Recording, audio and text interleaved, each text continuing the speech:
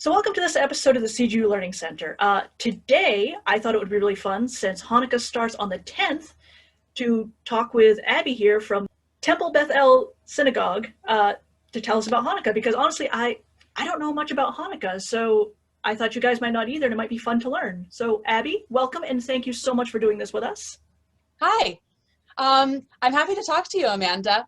So I'll start by telling you the story of Hanukkah, and I'll share some of the customs we do and how the customs help us remember the miracle, because Hanukkah is all about miracles, and there's a few different ones that the story tells about, but miracles are all around us if we just look. Right, because I mean, to be honest, the only things I know about Hanukkah is it's 8 nights and you light a candle each night, and beyond that, honestly, my knowledge is a little limited. Yes, actually no, that's you light a new candle each night. So you start with one, the second night 2, the third night 3, and so on. And the idea is that you're growing in holiness and growing in light. And it's all about bringing light to the world with, it could be acts of kindness, which is a lot of thing that a lot of kids can get behind, is if you do little acts of kindness, then the light grows. And then on the 8th night, it's all full. And this is a helper candle to light them. Since it's considered that the candles are holy, you don't want to think about using them to light each other. They are just for looking at and remembering the miracle. That's very interesting. Yeah, and acts of kindness can be something small. It can be holding a door open for somebody, or helping someone carry the grocery ins, little things like that, right? Yes, exactly. Acts of kindness, small and large. So I'll tell the story and what the miracle of the oil is, and why we do this with candles and not with anything else. Okay. Long time ago, more than 2,000 years ago, there was an empire that was ruled by the Greeks, and they were pretty scary. They didn't allow the Jews to practice the religion the way that they wanted to. They didn't allow them to read our holy book, the Torah. They didn't allow them to keep Shabbat, which is our day of rest, a lot of different things. And they wanted the Jews to be just like the Greeks and give up their religion. And they didn't like that. Understandably. Jews fought back. There were a few brave leaders called the Maccabees. Judah Maccabee is the most famous one. And he's represented by a lion, the Lion of Judah. And so they fought back against the Greeks, and they won a military victory. So that's one miracle, is just winning when you're fighting against all odds.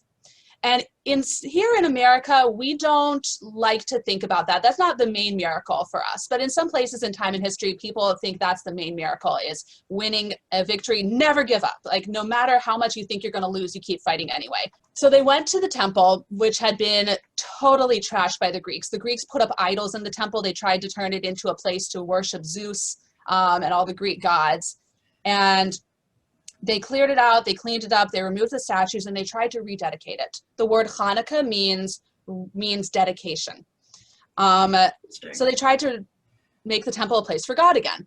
And they had a problem. They only had a tiny little carafe of oil. Back then, as you guys probably know, we didn't have electric lights. Couldn't just flip a switch, turn it on. They used oil to light lamps, and you put a wick in it. By the way, we tried making olive oil as a Hebrew school activity. Oh, really? Oh my goodness. You get like this big pile of olives, and you squish them and you put them in a food processor, which they didn't have back then. They used stone millstones. Oh. And you grind it up and you squish it, and then you agitate it, and then when you're done, you have a big pile of gross olive juice with a little layer of oil on top. And if you let it set, the oil goes on top. You have this tiny little layer of oil. So it sounds like when you cook spinach, you start with this huge bag, and by the time you're done, you've got, like that much. Kind of like that, only it's greasy and stains your clothes. So we did that. And that really brought it to life for us, how if they only had a little carafe of oil, they just couldn't go out to the store and buy more. They had to go off to the olive orchard and write them a letter and ask them to send more oil and produce more. And it was a big process. So that little jug of oil that they had miraculously lasted for 8 days. Wow. Yeah, so that they could have a proper celebration. That's how many days, I guess, to dedicate the temple and turn it all around and make it a holy place for God again. So that's the miracle that a lot of people really like to talk about, because it's ways that we can bring light to the world. I talked about acts of kindness. If you imagine that inside yourself there's a little light, and if you do something nice for somebody else, then you share that light with them. And the more people you can affect that way, the more it kind of grows and grows, until you take the darkest night of the year and light it up. It's interesting. In Hanukkah, since you refer to as miracles, most people, I think in general, refer to it as good karma. Yeah, you could talk about it like that too. Yeah. And then there's a third aspect that's sort of like a miracle, is the religious freedom part. And that's, I think, really resonates even with a lot of people who aren't Jewish. The idea that you stand up for what you believe in, that you want to have freedom to do whatever religious practices that you want to do. And it doesn't necessarily have to be just religion. Whatever kinds of things that you feel are part of your identity that makes you who you are, and you want to express that in the world. That's awesome. So I'm going to try and recap. By all means, correct me if I'm wrong. So three miracles, basically. One is the one that's honored most is the oil lasting for 8 days, acts of kindness, and standing up for what you believe in. Is that correct? Yeah, pretty much recaps it. Yeah. Okay. I just want to make sure I have it straight. Yeah. I mean, it's an old holiday. So the meaning changes over time, right? Because a long time ago, people might have had different beliefs than we do now, and you can reinterpret it in every generation. Kind of like how when you're little, you have holiday traditions with your family, but as you grow up and have your own family, you kind of tweak the traditions and add your own. Kind of like that. And then imagine people doing that, and then your children do that, and your children do that, and then it keeps on going. Right.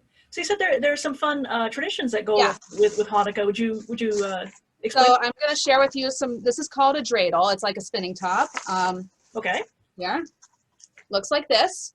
It's got a Hebrew letter on each side. You spin it, and there's a game that goes along with it. You can take chocolate coins. You might have seen them in the stores. It's like these, people used to give their children money on Hanukkah, coins, but now they're chocolate. It's actually one of my family holiday traditions is my mom always puts a thing of chocolate coins in my stocking. Still does to this day. Okay, well, there you go. Because chocolate is way better than actual money. Like I said, I went to talk to a bunch of 4-year-olds about Hanukkah, and I asked them, which is better, real coins or fake coins made of chocolate? And they unanimously said chocolate. So anyway, so you can play with chocolate coins, or you can play, it's called gelt, which is Yiddish for money, or you can play with nuts. You spin it, and there's different rules depending on what letter you land on. And the letters Nun, Gimel, Hey, and Shin, can you see this by the way on the? Yes. Yeah. Stands for a great miracle happened there.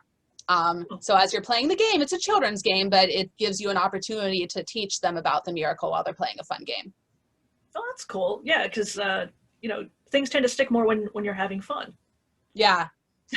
Another fun tradition is eating things fried in oil to remember the miracle of the oil. So if you've seen latkes or potato pancakes in the store. I know of them. I've not personally had any. Anyway, it's potatoes. You grate raw potatoes, mix it with onion and an egg to hold it together, and matzah meal, and fry it up in oil. They're so good. You can buy them frozen at Trader Joe's if you want to try them. Oh, wow. I into that. Yeah. And then you can also eat donuts, which are fried in oil. Donuts are awesome. In Colombia, we know this because we have a student whose family is from there. Anyway, in Colombia, they eat fried plantains. So all around the world, anything fried. Kind of reminds me of the state fairs. Oh, with the cakes that the fried dough. Oh, just so many food stalls, and pretty much everything is fried. So yeah, really good food, but I kind of regret it a little bit afterwards. But yeah, well, I mean, it's a holiday. It's not every day. Oh yeah, no rules during a holiday when it comes to food. That's right. Except that in the Jewish tradition, there are so many holidays that are related to food. There's kind of, you say, oh, it's only a few days, and then there's another holiday, and there's a big food tradition, and then there's another one, and then. Wow. So the Jewish community is very much foodies. Yeah, kind of. There's a lot of big, strong food traditions. Yeah. It's awesome. Yeah. So I have what might seem like a bizarre question. So I know, like with Christmas, it's fixed every year. It's December 25th. Hmm. I notice Hanukkah kind of moves around in December. So how is it determined when Hanukkah takes place each year? The Hebrew calendar is solar lunar, which means it's basically a lunar calendar, but it's adjusted so that it doesn't get too far off the seasons. The lunar year is shorter than the solar year. If you know anything about Islam and you know Ramadan floats around because they follow the cycles of the moon for their calendar, and so their holidays move entirely around. Ramadan could be in the summer, it could be in the winter. The Jewish calendar, you look at the cycles of the moon to determine the months, and then when it's starting to get too far off, you have a leap month and have 13 months instead of 12, and it gets back on track. Interesting. Yeah.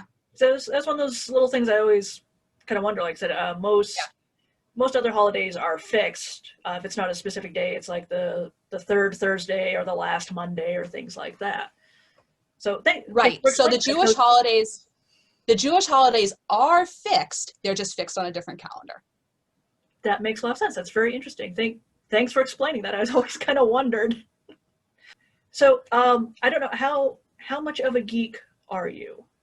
I can geek out on things that like get really into the details of things, but not on what things you would normally think of geeky. So like, I don't really care about Star Wars, The Mandalorian, but if you're talking about details of the Jewish calendar, I could dive into that kind of thing. So where's that question coming from? So I don't know if you know, but there are actually a fair amount of Jewish superheroes I didn't know if you were aware of. No, but I did know that. I didn't know about all of these. But I did know that Superman was created by Jewish artists. I did know that. Right, Joel Siegel and Joe Shuster, I believe. Yeah. But yeah, Shadowcat, Kitty Pryde celebrates Hanukkah very openly. Really? Oh yeah. Same thing with The Thing, Batwoman. Oh, okay. So my husband told me about Magneto. There was a Holocaust connection with that, I think. Yeah, he was actually in the camps. He lost his family, so that's that connection. But yeah, so I mean, there actually are a fair amount, and admittedly, some of them surprised me. And one I learned about recently that's not on here is actually Harley Quinn. But yeah, I thought you might find this interesting to see how many superheroes are actually of Jewish faith and observe Hanukkah. And there's, like I said, there's actually about a handful more that aren't on this particular list. No, I didn't know about those. There's actually a fair amount of superheroes who observe Hanukkah. That's cool. So you have something else to bring to your classes now. I can email that to you after we're done if you like. Sure. Actually, I have some students who probably like that. You know, the teachers think of what is cool and the kids know what's really cool. That's awesome. So are there any other Hanukkah traditions or activities that you'd like to share with us? Do you know, I managed to get through the whole thing about Hanukkah without mentioning presents, but yes, we do presents. Presents are a bigger deal in America because of Christmas influence, but you know, in other countries or in Israel, for example, presents are not as big a part of the holiday.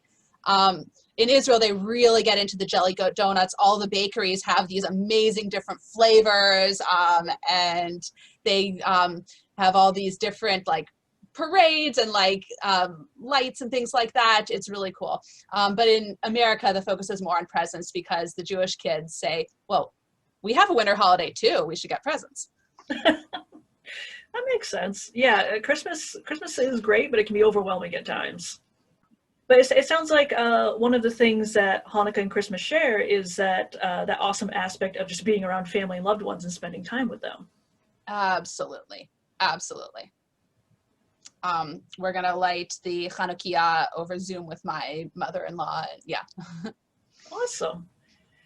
Yeah, COVID has made celebrating holidays much more interesting this year. You know what? Hanukkah isn't too bad because there are not a lot of rituals. There's the blessings for lighting the candles, but then besides that, you're done and you can celebrate any way you want. Whereas on Passover, there's a whole book you go through and you can't do that very well over Zoom because of the time lag. But with Hanukkah, you can light the candles together, say the blessings, and then enjoy each other's company. Right. Well, that's what I meant as far as the sharing it with family. It's a little bit harder to share holidays and traditions with family this year. Mm-hmm. Yeah, it's true. So Yeah. that's awesome. Are there any resources you can tell us about if anybody else, if somebody wants to look up more information about Hanukkah and its history and traditions? You know what? I have some YouTube videos, I think. Like, there's fun YouTube songs that tell a little about it, and maybe I could send you a couple afterwards that you might want to post the links. Hanukkah is a very popular holiday, so there are a lot of things, as far as I know, in the public library. The only thing is you have to watch out when you're looking up on the library catalog to try to find things about Hanukkah. There's a couple ways to spell it. The most popular way in English is Hanukkah, but you can also spell it with a CH because Chanukah, there is no sound for that in English. So if you're having trouble finding a book about Hanukkah, ask a librarian for help spelling Hanukkah, and maybe she might be able to direct you a little bit. Would people be able to reach out to their local synagogues for more information as well? Sure. We're always here at Temple Beth. We're on the web. It's called, it's tbemain.org, and my email is education@tbemain.org, and you can always reach out to me. Oh, that's awesome. Well, thank you so much for taking the time to explain Hanukkah to us. Like I said, I know it starts this Thursday on the 10th, and it goes in the evening. In the evening, right, at sundown. Everything starts at sundown, correct? Right. Right. I forgot to mention that little detail. So to those of our friends who celebrate Hanukkah on the 10th, we wish you a very happy Hanukkah. Again, thank you so much to Abby for explaining Hanukkah to those of us who don't have much of a clue. So hopefully learn some other cool holiday traditions, and we'll see you next time at the CGU Learning Center. Take care, guys.